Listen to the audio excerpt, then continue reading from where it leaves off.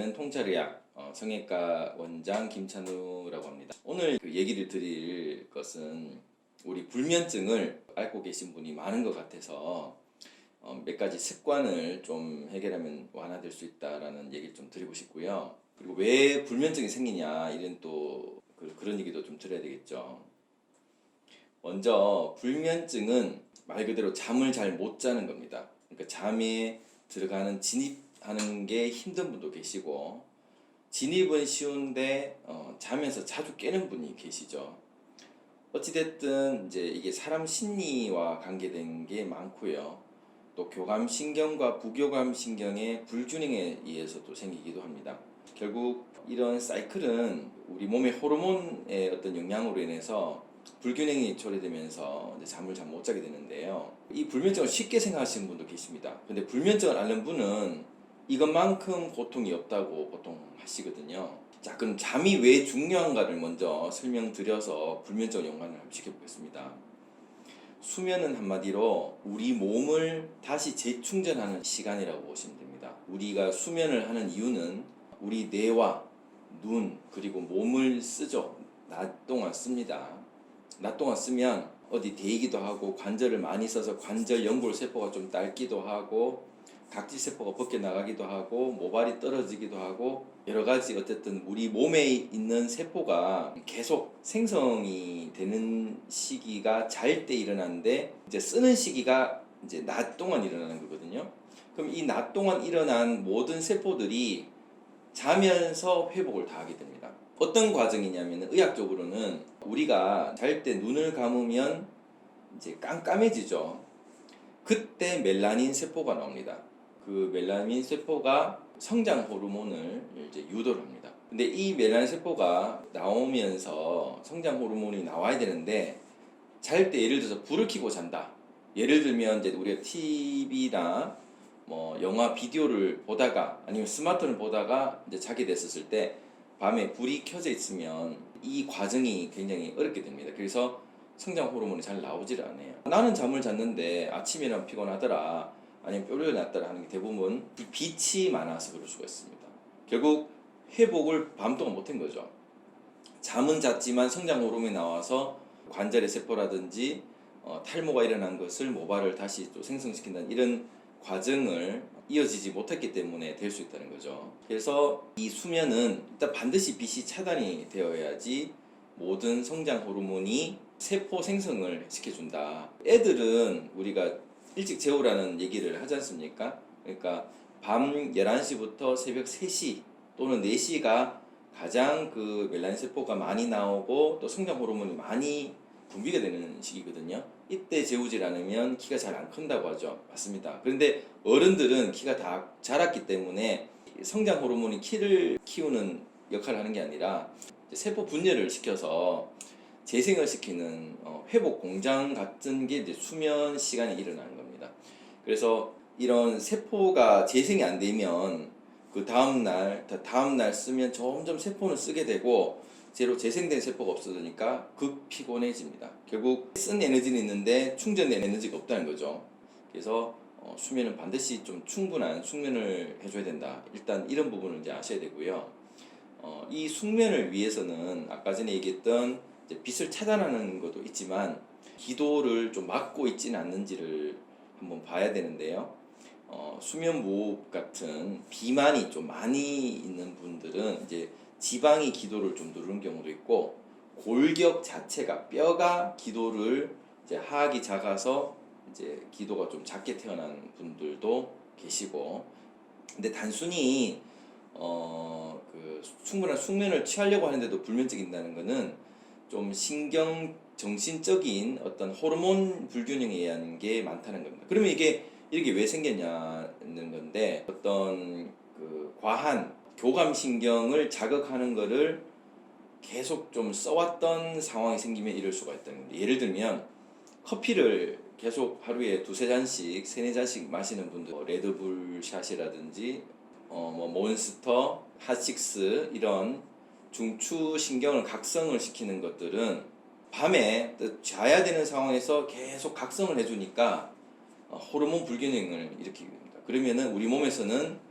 사이클 리듬을 깨게 되고, 그렇게 돼버리면 잘 때 잘 못 자는 상황이 생길 수 있다는 거죠. 이런 부분에 자기 몸 상태에서 커피라든지 이런 카페인 종류, 녹차라든지 이런 걸 자주 드시지 않나라는 걸 체크를 한번 해보셔야 된다는 겁니다. 두 번째는 이런 불면을 우리가 또 이제 유발하는 것들은 좀 정신적인 스트레스가 많을 때 생기는 겁니다. 과도한 스트레스. 그러니까 과도한 스트레스라는 것은 교감신경과 부교감신경이 있으면 이 교감신경이 활성화 너무 많이 돼 있는 거예요.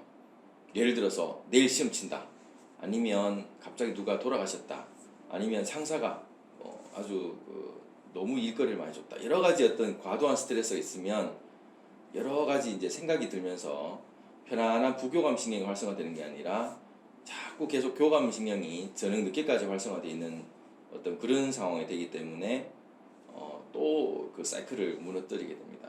또는 뭐 술도 그렇고 어떤 각성을 시키는 여러 가지들은 결국 교감신경이 저녁이 되면서 점점 꺼져야 되는 거를 자꾸 키우니까 이 사이클이 뭐 10년 정도, 15년 정도 계속 하다 보면 결국은 불면의 사이클에 빠지게 된다는 거죠. 결국 중추신경계가 오작동을 계속하고 있다는 겁니다. 이 오작동을 어떻게 그러면 그 고리를 끊느냐?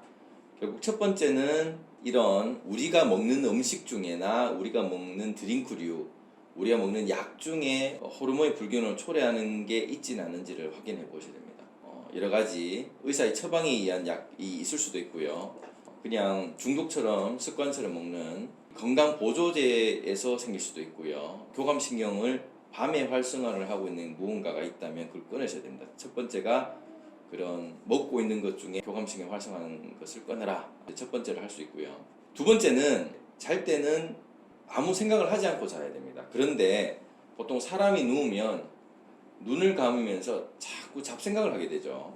오늘 어떤 일이 있었다. 누구하고 싸웠다. 누구한테 좀 부끄러운 일이 당했다. 이제 그런 자꾸 어떤 생각을 하면서 그 잠을 방해하게 되는 일이 생깁니다.